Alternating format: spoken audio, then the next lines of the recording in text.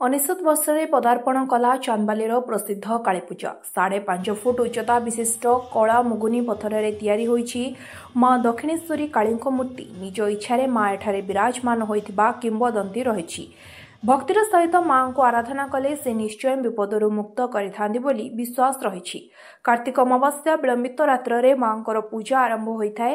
8 ଦିନ ଧରି ମାଙ୍କ ପୂଜା ବିଧି ଅନୁସାରେ ଅନୁଷ୍ଠିତ ହୋଇଥାଏ। 1888 ମସିହାରେ ନଭେମ୍ବର 20 ତାରିଖ ଦିନ ଠାକୁର ଶ୍ରୀ ଶ୍ରୀ ରାମକୃଷ୍ଣ ପରମହଂସଙ୍କର ସହଧର୍ମିଣୀ ମା ଶାରଦା ଦେବୀ କଲିକତାରୁ ଷ୍ଟିମର ଯୋଗେ ଚାନ୍ଦବାଲିକୁ ଆସିଥିଲେ।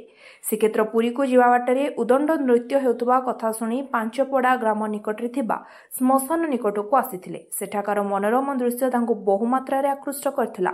ପରେ ଶ୍ରଦ୍ଧା ଓ ଭକ୍ତିର ଅର୍ଘ୍ୟ ନିବେଦନ କରିବା ପରେ ଏଠାରେ ମା ବିରାଜମାନ କରିବା କଥା କିମ୍ବଦନ୍ତୀ କହେ। शरणागत दिनार्थ परित्राण परायणी सर्वस्यार्थ हरे देवी नारायणी नमस्ते उग्रतार षोलपाणी सुभद्रा जय भुवनेश्वरी नीलाद्रित्व जगन्नाथ साक्षात्कार दक्षिणकाली माँ दक्षिणकाली सकाळु आमर मंगलारोपण हुए।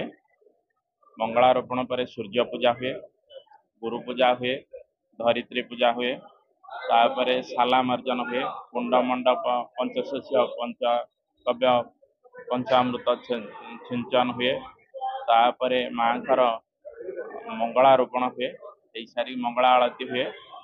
मंगला आलती पर सकाଳେ खेचड़ी भोग हुए। तापर दीपर को आमर मध्याह्न अन्न भोजन लगी हुए। तापर संध्या आलती हुए, संध्या आलती बाती आलती हुए, कर्पूर आलती हुए, 108 बातीर आलती भी करा जाए। तापर षोडशोपचार पूजा करा जाए। तापर आमर जो जोगिनी अच्छी जो छोटी जोगिनी से बलि दिया जाए, द्वारपाल कार्यक्रम करा जाए, चंडीपाठ हवन करा जाए, माँकर मूल मंत्र 1008 आहुति दिया जाए। तापर आमर कुष्मांड बलि दिया जाए, बलि पर पुष्पांजलि दिया जाए।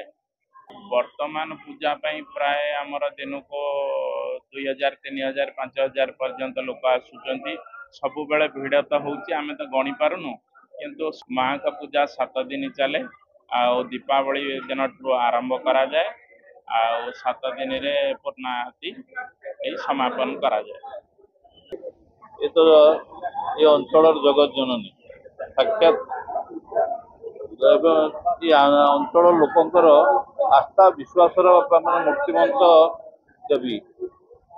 तो प्रति वर्ष भली ए वर्ष जाकजमक होती। आसंता वर्ष 100 वर्ष पूर्ति हम बहुत योजना कराई।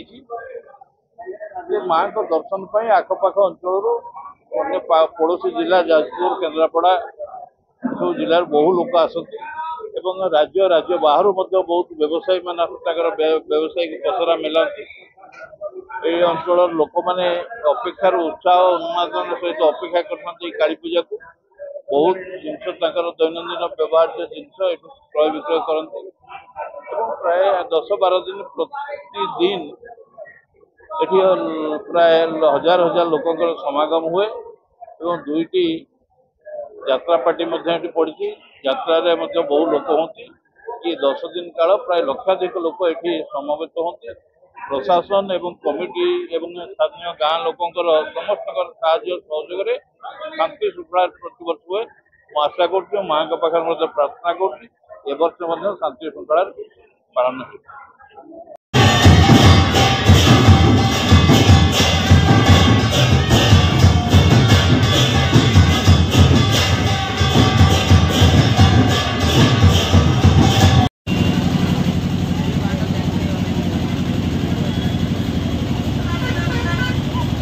ଚାନ୍ଦବାଲିରୁ ଅଭୟ ପତିଙ୍କ ରିପୋର୍ଟ, ସ୍ୱତନ୍ତ୍ର ଓଡ଼ିଶା ଲାଇଭ୍।